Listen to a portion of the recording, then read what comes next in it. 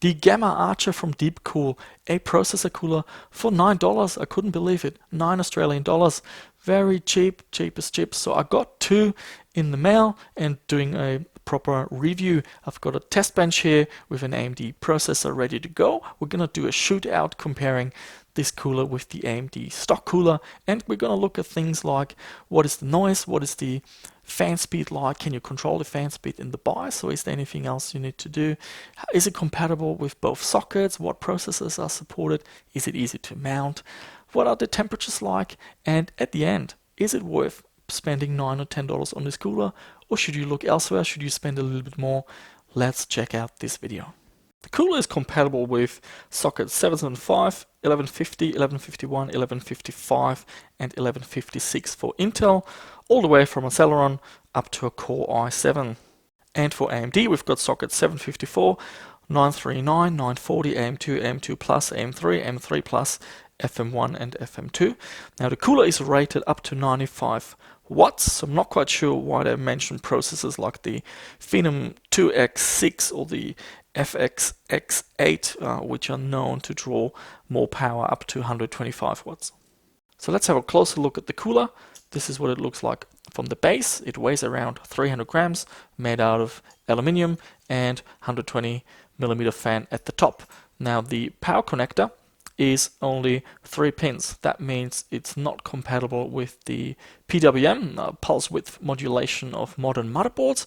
You need a motherboard that can control voltage in order to control this fan speed in the BIOS.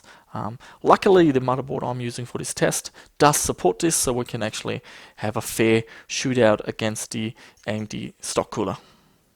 Now, if your motherboard doesn't support regulating the voltage of the CPU fan, it just means that the fan speed will be constant at around 1600 RPM. Mounting the cooler seems very straightforward at first. For AMD, it already comes with the proper bracket, so all you have to do is hook it up to the latch on one side. However, it gets a bit more tricky when you come to the other side. And if you imagine this is now inside a case and you're trying to mount it reaching in, if you push down this tab, the latch that is actually meant to secure with the mount on the motherboard is actually leaning and getting pushed towards the cooler. So you can't really attach it to this hook here.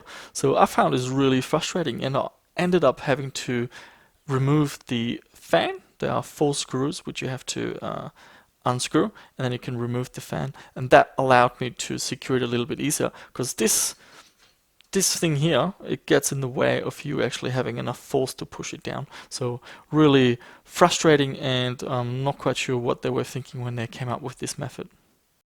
To attach the cooler to an Intel motherboard, it comes with one of these frames. So you just line this up with your motherboard, and then it's supplied with a bag of 4 pins, and you push a pin each into one of these legs, and that will attach the frame to your motherboard. And then you've got 2 hooks here where the mounting bracket latches onto. However, you still have the same issue with actually attaching the cooler, and that is that this hook here on the right hand side works like this. So if you push it down, it actually goes towards the cooler and not towards the hook, so it makes it really difficult. So once again, you might have to undo the screws. You can see one of them here. So there are 4 screws at the top, and that makes it a lot easier to mount.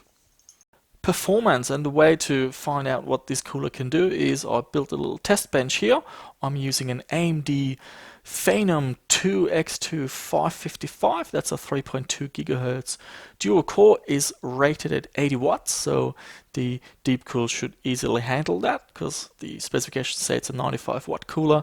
I'm using an MX5 cooling paste, and to compare it with, because it's very hard to just look at boring figures, I'm comparing it with the AMD stock cooler here and doing a run. I basically give both coolers 5 minutes of idle time and then 15 minutes of load with Prime 95 and then 5 minutes of cool down.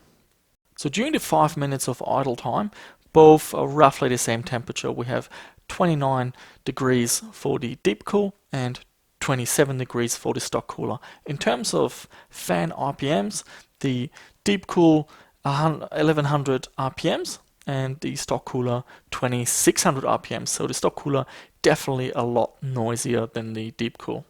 Under load, things get interesting. The stock cooler ramps up the RPM to 3600 RPMs, so quite loud at this point actually, but temperature is still in check. We're looking at 55 degrees maximum. The Deepcool also ramps up the fan speed. It's now close to the, well, it's basically at the rated fan speed of 1600 RPM. Temperatures are a lot warmer though, 65 degrees maximum, so that's a 10-degree difference compared to the stock cooler. When you stop the load, it gets really interesting which cooler cools down the processor faster. And once again, it's actually the stock cooler. It goes back to 30 degrees within a minute, whereas the Deepcool takes around 2 minutes. Okay, time to make a conclusion. Look, $9, $10, $16 shipped, it's not a lot of money. However, this cooler performs worse than the stock AMD cooler, and that is pretty bad. It does so, however, with producing less noise. Now, the processor I used is an 80-watt processor.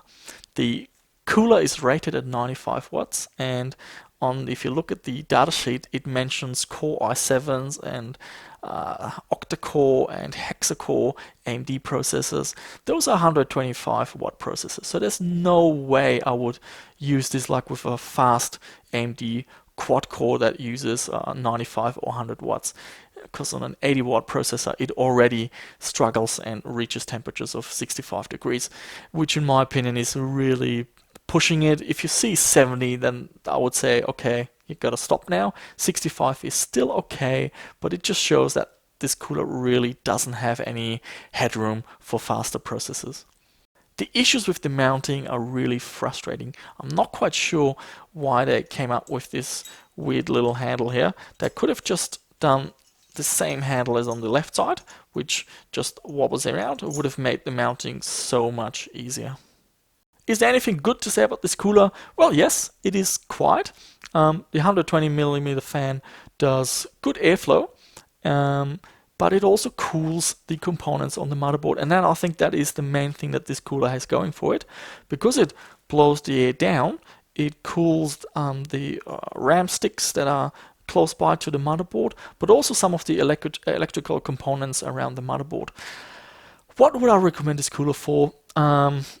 Slower dual-core processors that may be rated around 50 or 60 watts. This cooler would be perfect for that. However, if you've got a quad core, I just don't see that cooler being up to the job.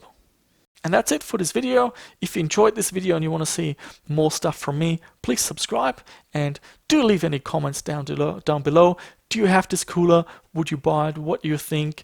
Do you know any other alternatives around that price bracket? Or do you really have to spend a little bit more? Thanks for watching, guys.